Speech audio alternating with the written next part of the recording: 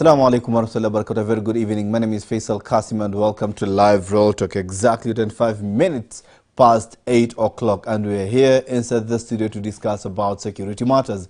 Subaru ya Mambaru imekam na imeja. Of course, I'm sure you've had...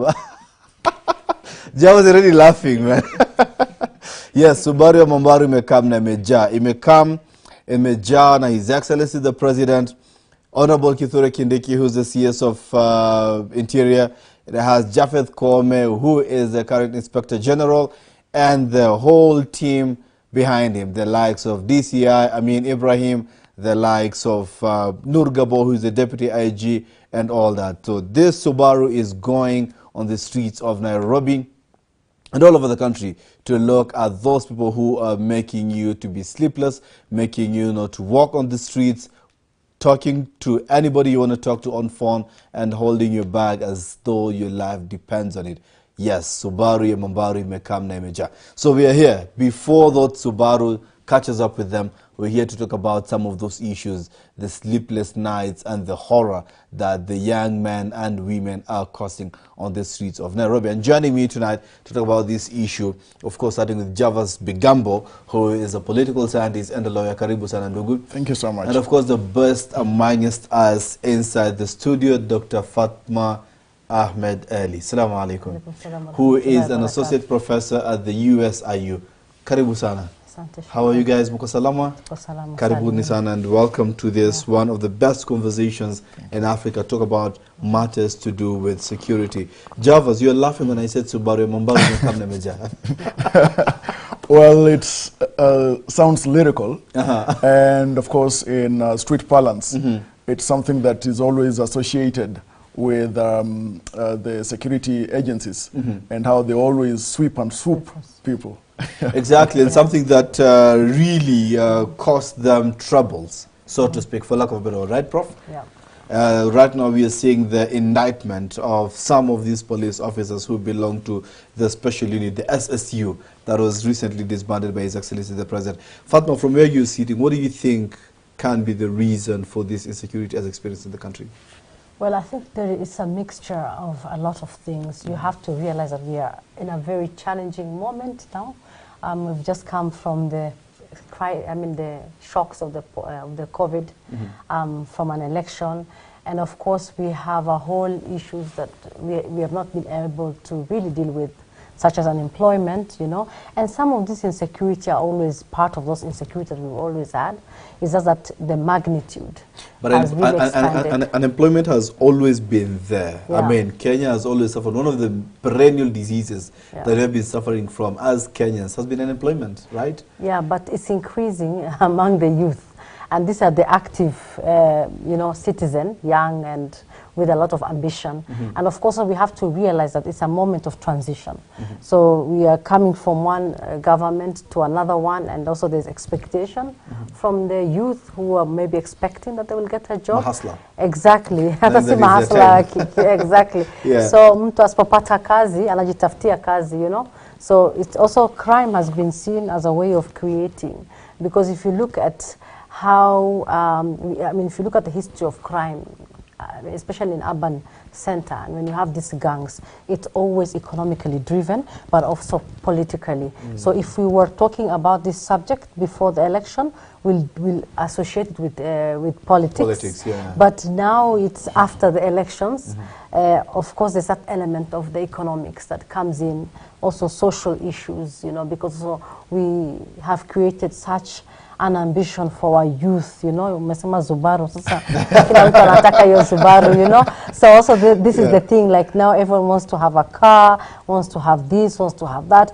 The whole ethics and values that we had of working hard for this. And then of course also we really told our kids, work hard, go to school, get your degrees, you'll get a better job. Exactly. So some of them you will feel wanapiga tungeta and they have a master's degree, you know. So it's just I think it's a nice moment it's a critical moment for reflections as Kenyans to actually look at not only the national responsibility, like from security organs, but also socially.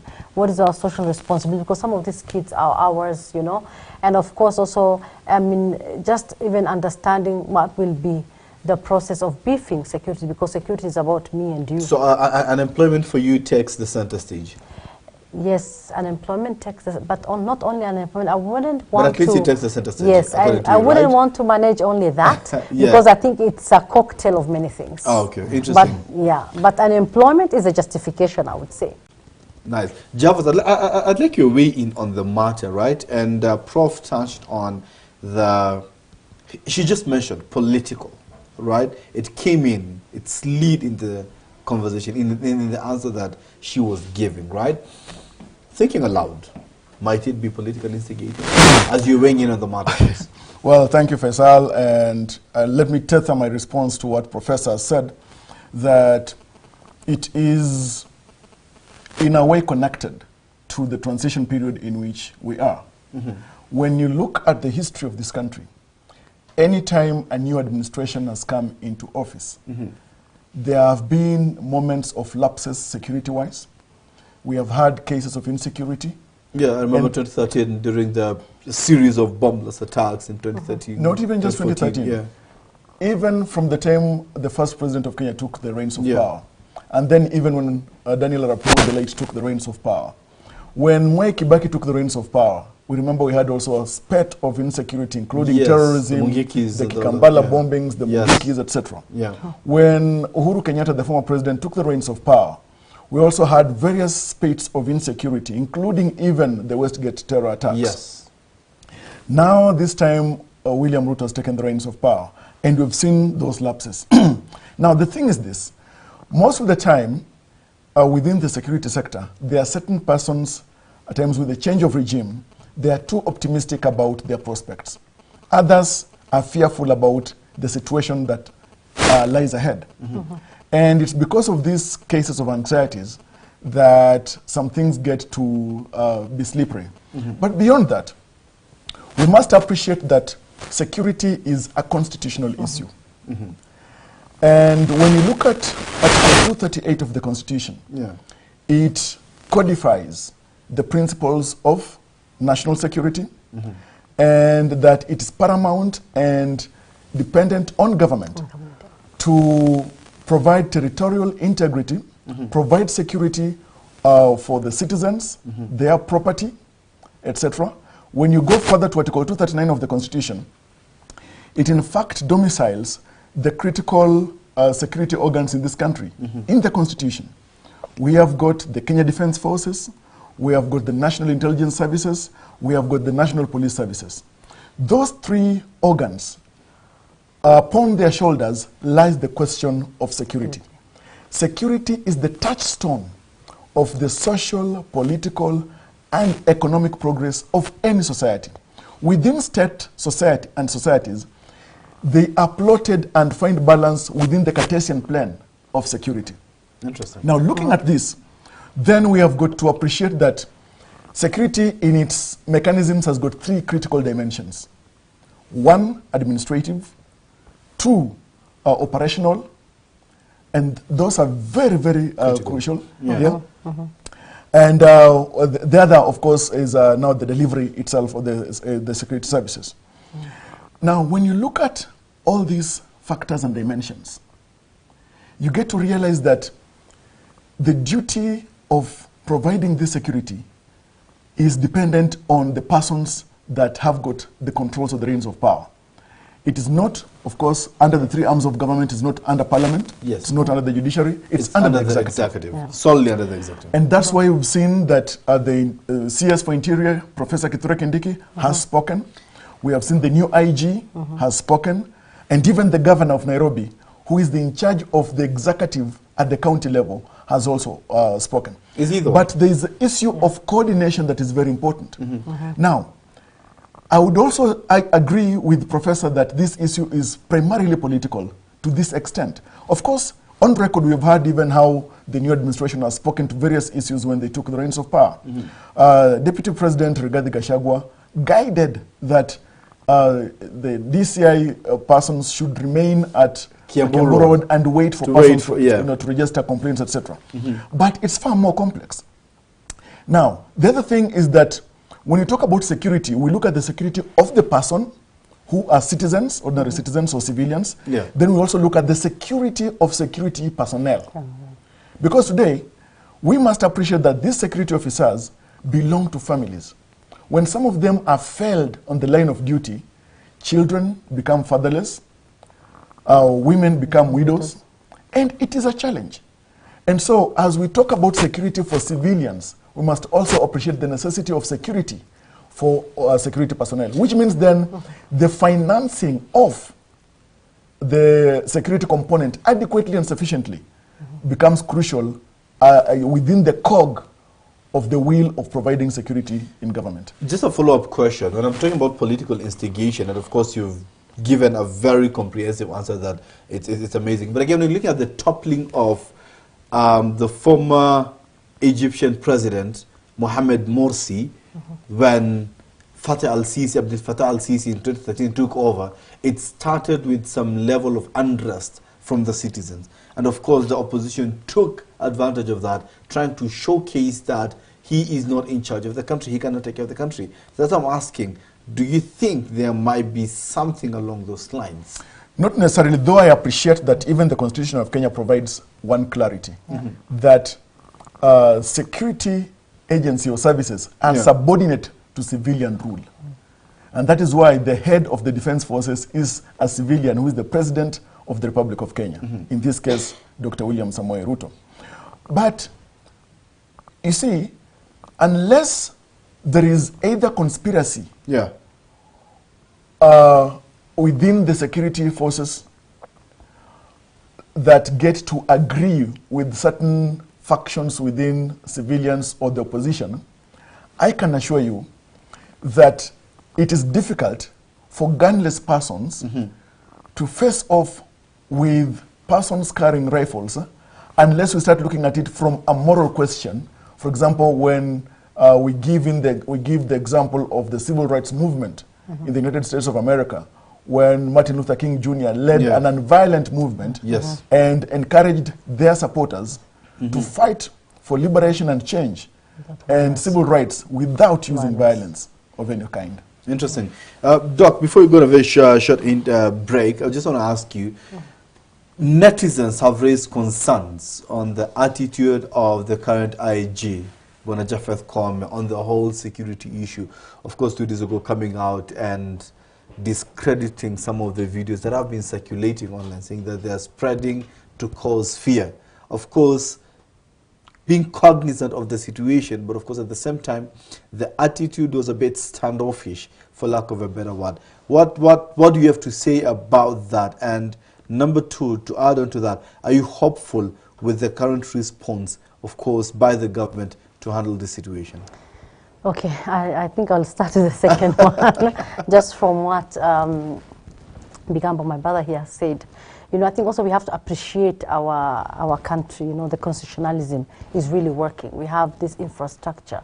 And that's why I think that we've seen the response has been quite swift. So we've seen the Minister of Interior responding, the IG responding, which means that this is something that will be taken into immediate effect. So I'm hopeful and I'm positive because I know this is also a process and everybody's accommodating themselves to their work. There is moving and, you know, and people, new people coming in, the new AG is a new person in his position, not in his career, but for that position that he's in.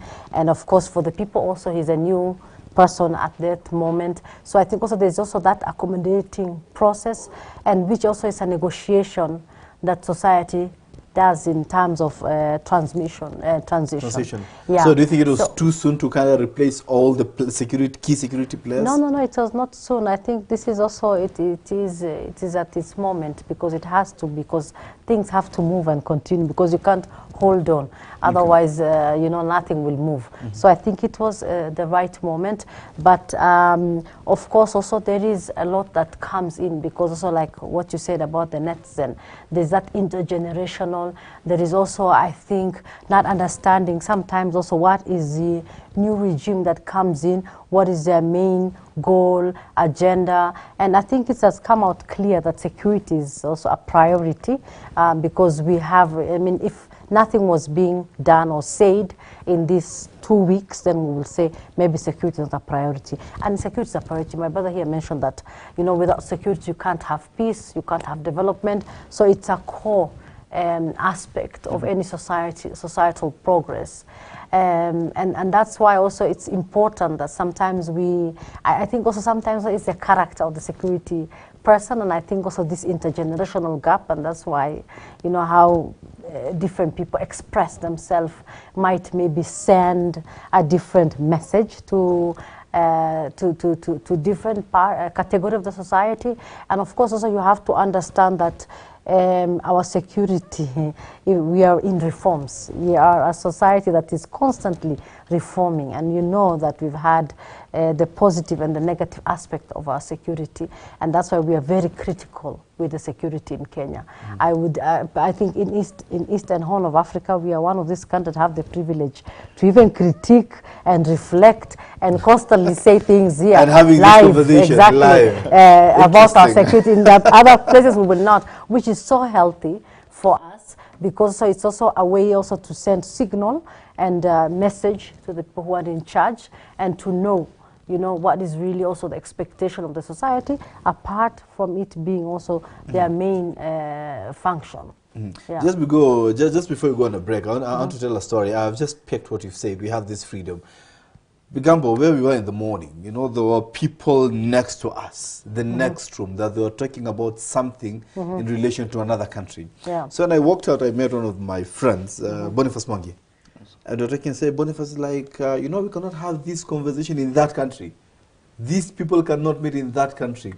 That shows or speaks to the kind of freedom that we have in this country. Something worth thanking the Almighty for, right?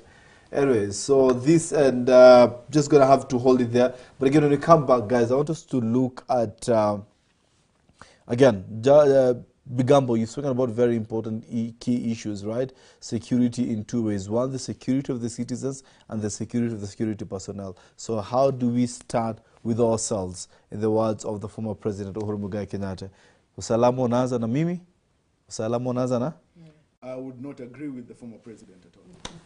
I'm eager to hear what Javas Bigambo has to say right after the break. Don't go anywhere. We're going to be back in a while.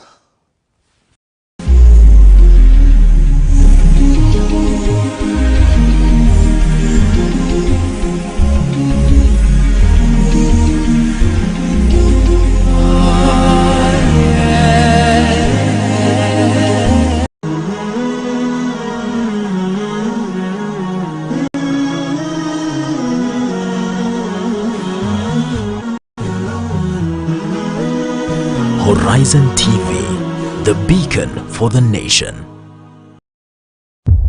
I was to be a junior pastor.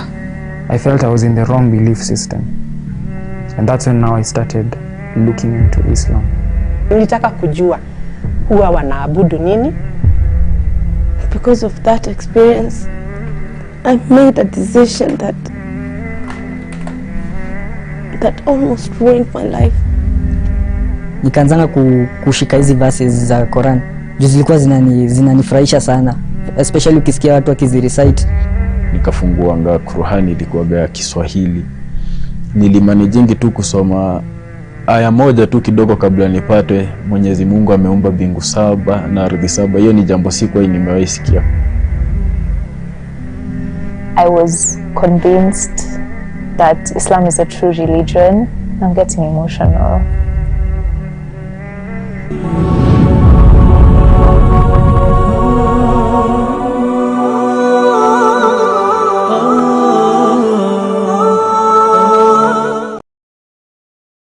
Verse of the day.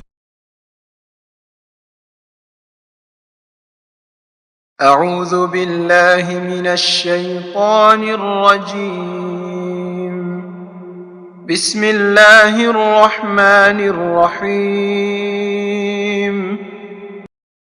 المال والبنون زينة الحياة الدنيا والباقيات الصالحات خير عند ربك ثوابا وخير أملا.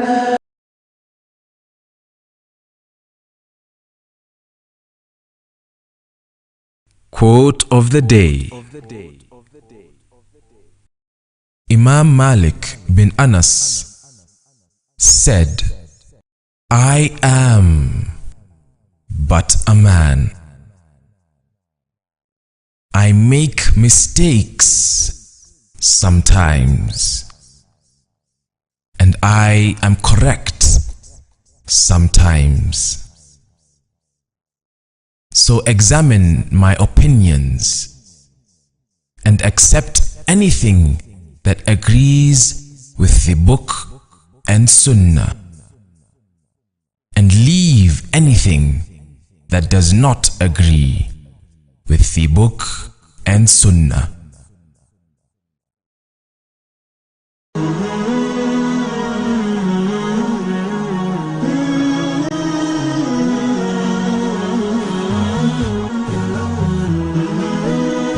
Horizon TV, the beacon for the nation.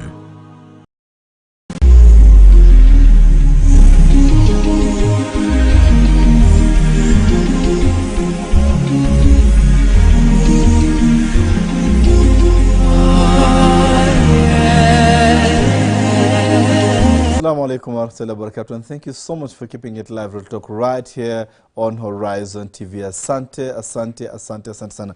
Jawas, umesema serikali au usalama hayanzi na wewe. It does not. Umekata hiyo. It does so not. as you're telling us why, I want you to also react on the deployment of the GSU and the RDU units to handle this insecurity. Thank you so much. Now you see, when a president, and in this republic, as the oath is prescribed, takes the oath of office, the principal duty is to defend and protect the Constitution. The Constitution, yes. Yeah? And that's why they take even the instruments of power, not weakness. Second, that same Constitution that the president swears to protect provides that the Kenya Defense Forces is one of the critical organs of national security. True. The chief, the commander-in-chief of the Kenya Defense Forces is the head of state and the president of the republic. Second, the president is the chair of the National Security Council. The president and the national executive have got the wherewithal, whether it's material or financial, to provide security. And in fact, when you look at it, through Article 238 of the Constitution, as I cited earlier, the principal duty of the state is to provide security of the people and the country from threats that are either external or internal. That's in principle. The problem that we are having in Kenya today is the politicization of security and securitization of politics. Exactly. That is the problem. On that on that axis is where the problem is. Now look at the extent to which security organs were used or were tools in the hands of the executive in the run-up to the elections. Now, I think if there's something that we need to avoid doing so that we avoid this slippery ground we find ourselves in, one is to ensure that public servants and security personnel become apolitical. It does not waive their rights, but those rights should be exercised silently. Because the moment a security officer becomes politically inclined, then it becomes an emotive issue to them. That's why in other countries, coups happen. As long as that happens, then it becomes a challenge.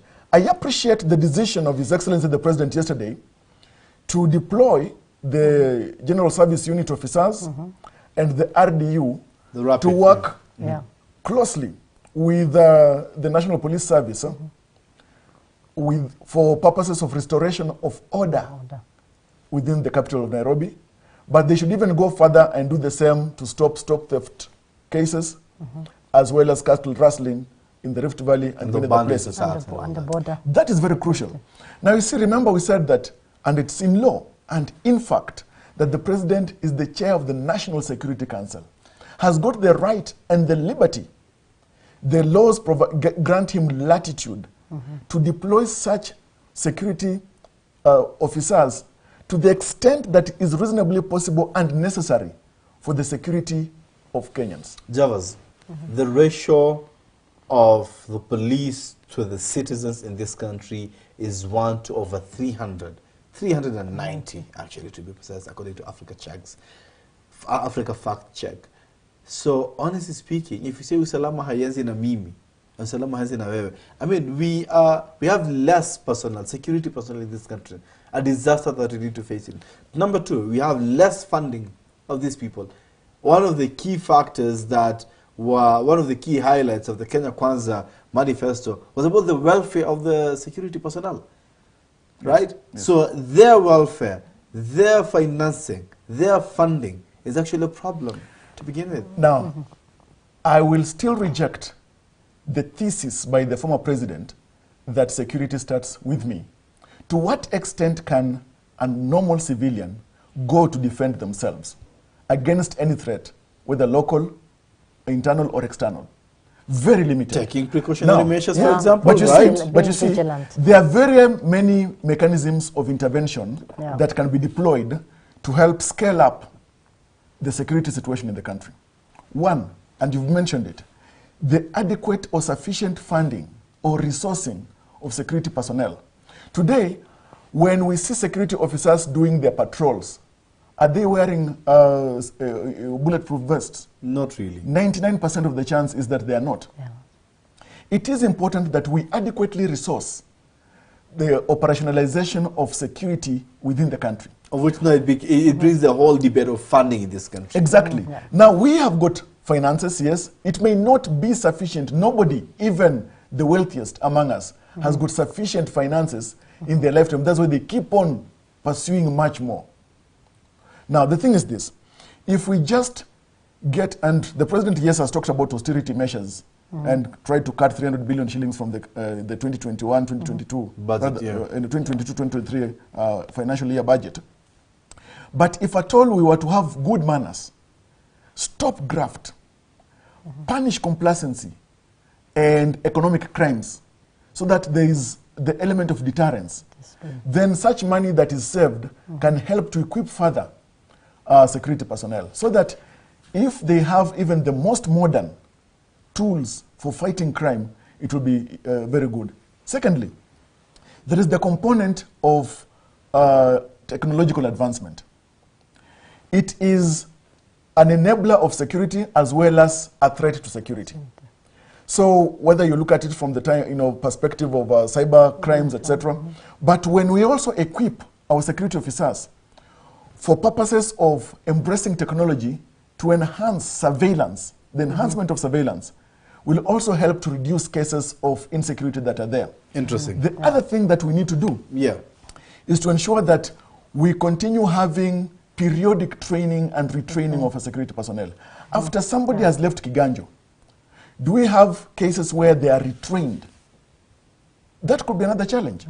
Because by each passing day, each passing month, each passing year, criminals become much more sophisticated. And new trends. There must be counter-sophistication on the part of security officers.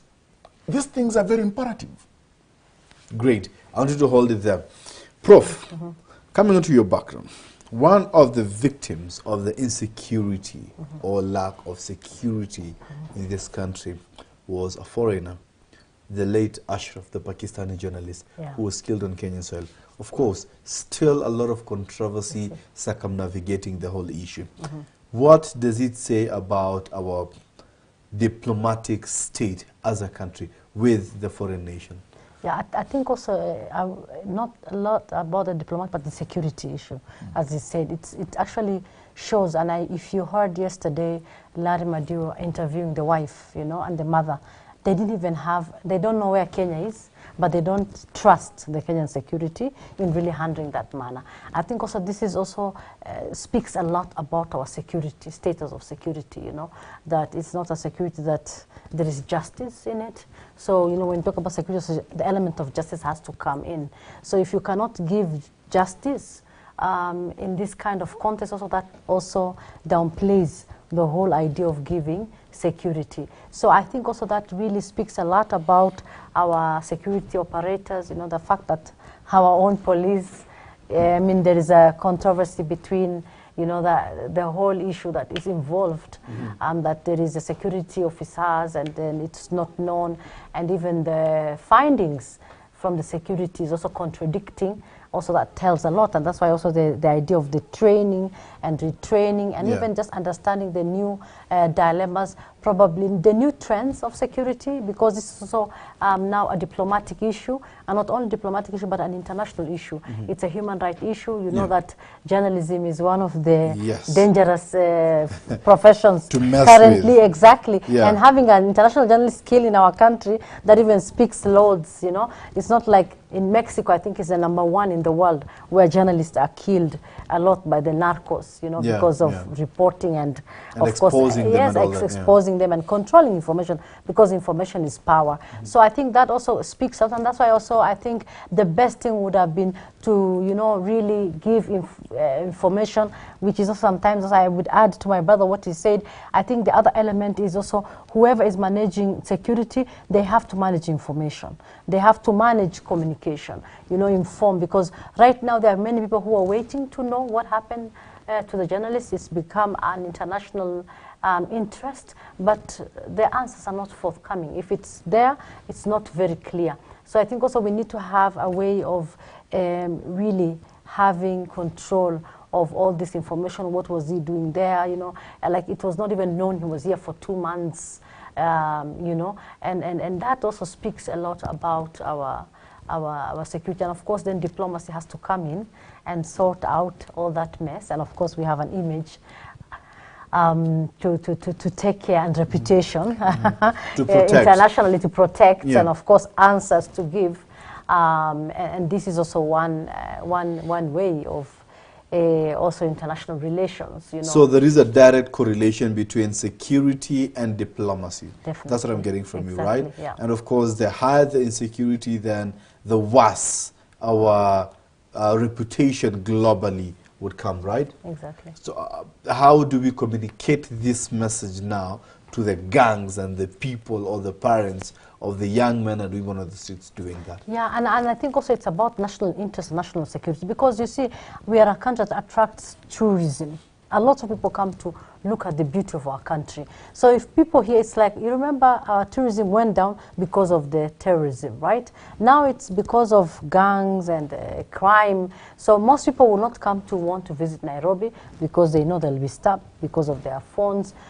Some people would like to go to the coast, then they hear there are also gangs there. So this is also not good for the reputation of the country, and it goes against our national interest, because one of our interests is not only to have this reputation, but also we depend economically on tourism sector. So we really need to beef up the security, and also this is why people would want to come to our country, and we are not like mirror on the wall, who is the most beautiful in this region, but we've put infrastructure to create that mirror to tell us we are always beautiful, but we have an to Instagrammable country. Exactly. But, Prof, before I let you off the hook, my brother Javas is so against usalama kwanza na mimi na wewe. Do you also share the same? I partly share and partly not. Personally, I think it starts with me because of the vigilance. I will not say usalama yanzi na mimi and then I go to a place where I know I will be stabbed. You understand? Yes. So that will be a little bit careless of me as a citizen. But from the personal, from the person, he's talking about national security, which is true, because this is the social contract we have with the government. You know, that they have to provide some of the basic needs is the security. But as citizen, I think also we need to have that personal responsibility and also be vigilant. To what extent and how do we bring that responsibility into fruition? How exactly do we go about that responsibility? Like, to what extent? Okay, so I think also communicating. Lately we've had some people who have been very critical in communicating, even the hotspot, and saying be careful, these places, you know, like the KCA underpass, for instance, after this hour do not use that, or don't go that side, you know. like that, first giving information. Secondly, also just being vigilant yourself. When you see maybe a crowd or the gang is coming, you just use another route. Also, we have things like Nyumbakumi, you know. There are some people in some community, they have their own community security, you know, where people come together if you live in a block or in a street, and they try to discuss and see what are the trends, who to engage, get contacts of the police, and I live on Forest Road, so I always see the diplomatic police until one day I ask them, what are they doing there? Thanks to Gymkhana that we have that patrolling, and it's very safe. I come home 10, you know, 11, sometimes from my late classes, and because that community engages the security, and they try to assure that they actually get security direct. And also this is also what Javas was saying, also is historically also how our security also, you know, like how the security system functions in Kenya. So sometimes it requires you to actually try to do something to get the security. But from a legal perspective, and as he has said, yes, security, and that's why I wouldn't say that security starts with me and you, because some people can misinterpret that. Some people can try to take security, and you know, we had the mob justice issue. Oh, yeah, some people went too far. We're doing that. So I think also we should be having this balance, like citizens should be vigilant, should know what to do, what not to do. For instance, if you get in touch with this gang and they surround you and they want your phone, instead of fighting, just give them their phone, because your life is much more precious. You can always get another phone, but you can't get another life. Exactly. Jarvis. My antithesis yes, to what former president said, that security starts with me, is that security consciousness starts with me, but not security. The consciousness is what should start with me. That, as Professor is saying, I should know what routes to use, vigilance, which ones to avoid. It is that consciousness. But what is even more interesting is that it is the security agencies that map out and give information that avoid these areas. If they know those areas are gang-ridden, why don't they gang net those areas and make them more secure for every person? They're trying. Faisal, as I sit here this moment, 13.5 hours ago, a police post in Kipisa, in Bita, in Homa Bay, was raided by by some gangs. And it was realized at 7 a.m. If a police post was unmanned the entire night, where were the police officers? That's abdication of duty. As I sit here this hour, close to 7.5 hours ago, gangs, together with street urchins, raided a supermarket in Eldoret, and robbed motorists. It has happened. As I'm sitting here, close to 3 weeks ago, up to possibly this moment, somebody is being mugged in Nairobi. Some other person possibly has been stabbed. Far too many are populating the wards at Kenyatta National Hospital because of the state of insecurity and these marauding gangs. These things are happening. As I'm speaking here, somebody within the valleys in Rift Valley is having their homestead attacked by cattle rustlers, and maybe some will lose their lives. These are the realities in which we live. That's why I would say that even though we are conscious and keen on security in this country, we are not serious enough. Other countries have done better than us. Others are worse off than us within this region and within this continent. At times when you travel into to continental Europe or to the US, you see a situation that is quite admirable. That a police officer will not meet you because you're having an issue with your driving license, and they harass you and ensure that they take you to the police station just because they want you to give them something. If you're drunk driving, just 2 days ago, a member of parliament in Rwanda resigned from office for drunk driving.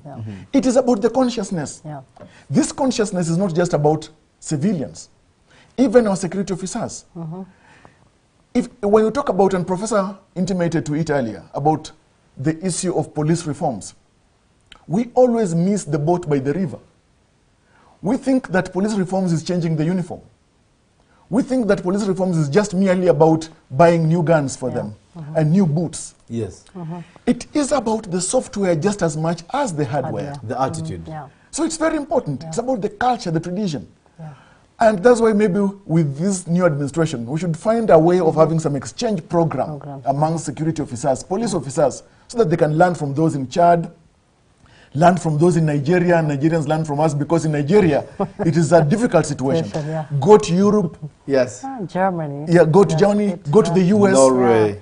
So that they know how to be more decent, even as they are firm and discharge their duties. Can I just add something? Very briefly, because I'm being killed. My ear is burning. So the other thing also, I think here in Kenya, when we say security, so there are incidents where someone, I mean, like maybe this crime, petty crime, or pickpocket, the police takes them, they're taken to police station.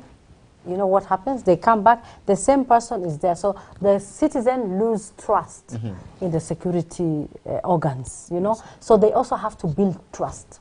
Relationship. You know, not relationship, but trust. Like if you are the pickpocket and everyone knows you are the pickpocket and you're always standing there and stealing from you, because this person will steal, go pay, then come back. At the end of that person, vicious cycle. Exactly. So also you need to build that trust and ensure that it's serious, that we cannot really accept this. Thank you so much. Security consciousness starts with you, according to Jarvis Bigambo. Not security, security consciousness, right? Thank you so much. And of course, Prof here, thank you so much that I said you need to be vigilant, you need to be responsible to a certain extent. I personally am hopeful, right? Because the government of the day has appointed an accounting officer under the police. So at least hoping that they're going to be funded at least more adequately, right? Something that we would see the security apparatus having a bit more resources and of course hopefully change the whole security state of this country. Until next time, my ear is burning because it is shouting right now. I need to wrap up the show. See you next week, same place, same time. My name is Faisal Kassim and this has been the Live Real Talk Show. Assalamu alaikum wa rahmatullah.